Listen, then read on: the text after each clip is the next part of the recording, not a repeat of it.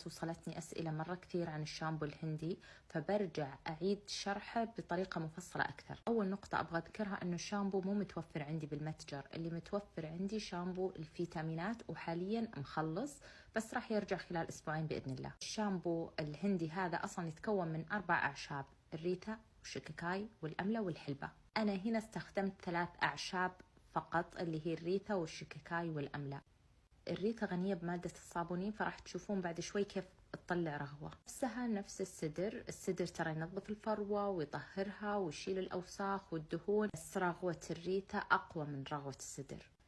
فأنا هنا أضفت نص كوب من الريتا، نص كوب من الشيكاكاي، نص كوب من الأملة. راح تضيفين لترين من الماء المقطر وتتركينه على نار هادية لمدة ربع ساعة. في نقطة مرة مهمة، البذور اللي موجودة في الريتا شيلوها قبل ما تحطونه بالماء المقطر عشان يسهل عليكم. نقطة بعد مهمة، البسوا جلافز، لازم تلبسون جلافز لأنه يدكم راح تتدمر. المهم زي ما تشوفون هنا رغوة الصابون تبدأ تطلع كل ما بدأت تذبل الريثة. الأعشاب بشكل عام تنشف الشعر، صح انها تقويه وتغذيه وتعطيه لمعة، لكن تنشف الشعر. الأشياء الحلوة بالشامبو هذا لما تستخدمونه بتشوفون شعركم كيف يلمع، يعطي لمعة مرة حلوة. أنا لو فكرت أنزل هذا المنتج عندي بالمتجر راح أضيف له إضافات يعني ترفع من قيمة المنتج، وأكيد أكيد لازم أضيف معززات رغوة. المعززات رغوة يعني تكون طبيعية مشتقة من زيت جوز الهند. حتى لو استخدمتي زيت ولا ماسك على شعرك بعد تقدرين تستخدمين الشامبو الهندي لأنه فيه معززات رغوة، راح ينظف شعرك من الزيت أو من الماسك. هنا بالفيديو هذا قاعدة أشيل الحبوب اللي داخل الريثة.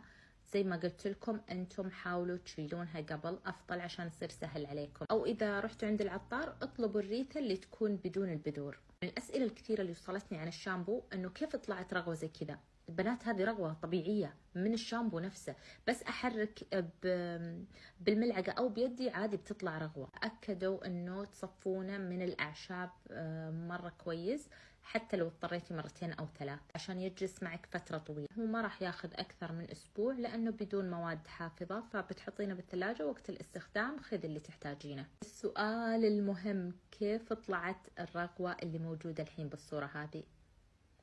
هذه الرغوة بنات أنا استخدمت هنا الهاند بلندر وطلع لي هذه الرغوة. بس على فكرة اليوم الثاني ترى هذه الرغوة كلها مو موجودة، عادي بينزل زي اللي بيفصل، بتصير رغوة بسيطة فوق والموية تحت. لما ترجين العلبة يرجع